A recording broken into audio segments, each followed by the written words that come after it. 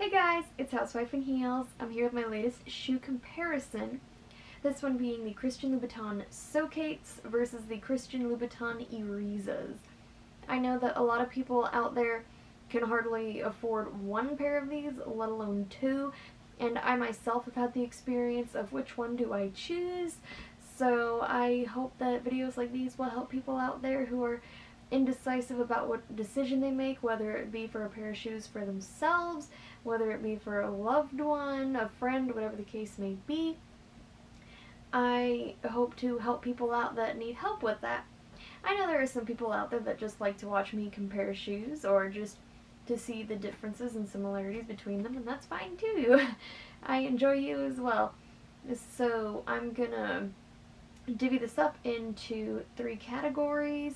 One would be comfort, another would be aesthetics, and another would be wear and tear. At first, I'm going to show you how each shoe looks on the foot, so that way you can see the similarities and differences on the actual foot, because yes, I can show you them just here, but I think we prefer to see how it would actually look when worn. So I'm going to go ahead and do that, and then we will get back into the wear and tear and the comfort. So I will see you guys in a bit. This is the visual comparison between the two. The first thing we're going to talk about is toe cleavage. The Socate has a lower cutout on the sides of the shoe than the Iriza, so you're going to get more side toe cleavage, whereas the Iriza has a shorter toe box, so you're going to see more toe cleavage coming from the center of the foot. The Iriza also has the beautiful half dorset cutout, showing lots of arch, which I happen to like showing off because I have a high arch, and you might very well enjoy that too. Here we have a rear view. You see lots of arch from the rear view on the Iriza as well, but the Socate looks quite dramatic, showing a lot of that red sole that Louboutins are famous for. And the last striking difference between the two is the towering height of the Socate that thrusts the foot up and out. Alright guys, I'm back. We're going to get into the wear and tear of each of the shoes. So the first thing that I tend to notice with pointed toe Louboutins is the wear on the leather of the toe box. So I think we're all pretty aware that if we know anything about Louboutins, they tend to have very narrow toe boxes. So that means as you wear the shoe, your feet are going to create pressure for the leather. It's going to kind of squeeze it outward. This is going to make the leather conform to your foot. And over time, your perfectly pointed toe will develop little bumps in it, kind of where your toes want to protrude out of the shoe. And this is totally normal. It happens with every pointed toe Louboutin I own. It's happened with my Pagolfalies, and they're in sort of a nylon material. They're not leather, at least not the outer shell isn't leather. So that's just something to take into consideration, something that you kind of have to accept when you're getting a pointed toe from Louboutin, and actually very many other designers.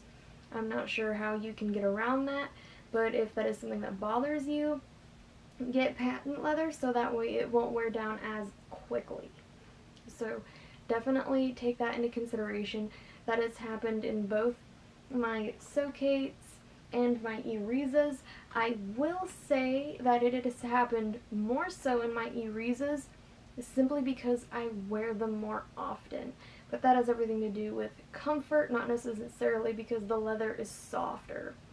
As far as the feel of the leather goes on each of the shoes, both toe boxes are very soft, pliable leather. It's not overtly stiff, whereas it is actually quite stiff where your heel will go, so that way it doesn't stretch out too much here, and the leather can conform where you want it to, so that way the shoes can become more comfortable. So honestly, the wear and tear just It depends on how often you would want to wear it, not necessarily because one is better than the other. As far as comfort is concerned, one is definitely superior. As far as comfort goes, the Irizas are what you would want. If people were to ask me what's a good first-time Louboutin, I would recommend the Iriza. You are going to get a lot of use out of these. These have, I believe, one of the most forgiving toe boxes as far as Louboutin makes. It has an 80mm width, so let's compare that to a Socate, which has a 70mm width. And that doesn't sound like a whole lot in the grand scheme of things, but it is actually very dramatic, the difference that it makes as far as being able to wear the shoe without your feet going numb from your blood flow being restricted. I do experience that a slight bit in these, but that's because they're still being broken in.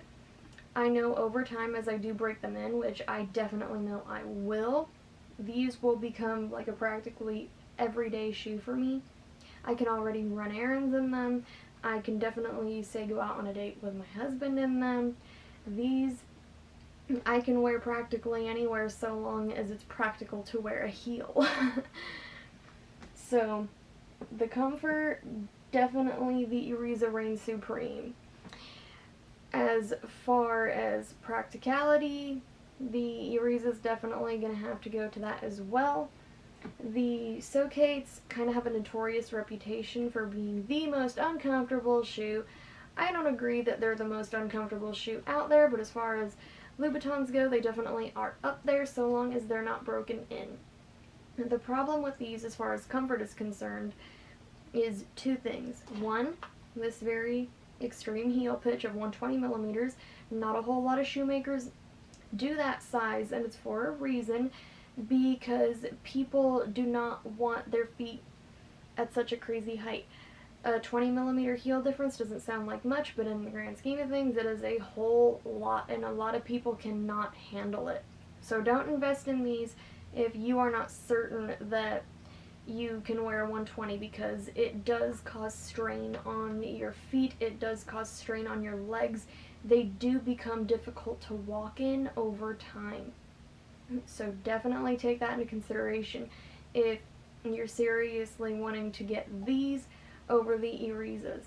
They used to make the Irizas in 120s, but not anymore, because not a whole lot of people wanted them over the more comfortable 100mm, which you'll see most of the higher Louboutins being made into now at the max.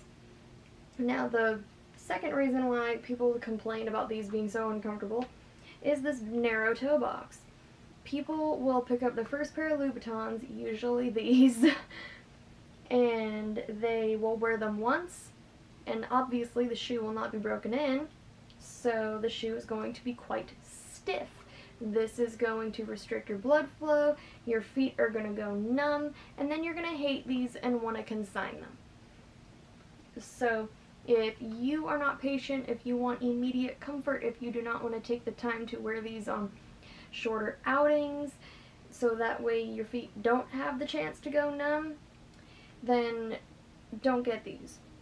I am patient. I am the type that can wear stiff, high heels out for short excursions, so I don't mind taking the time to slowly break a shoe in, but I know for a lot of people, when they're spending $800 on a pair of shoes, they want to be able to wear that shoe all the time right now, and I can't necessarily blame you.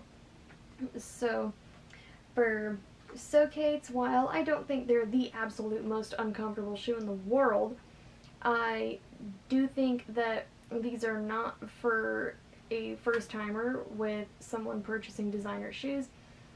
I think that if I had to recommend one for people, then I would definitely pick the Irizas over the Socates, because I know the cost per use is going to go down for you, and the comfort is arguably the most comfortable Louboutin that is always readily available. So I hope you guys learned something today. I might have helped you out. or you just like to watch me talk about shoes. So I will hopefully see you guys in the next pair of shoes. Bye!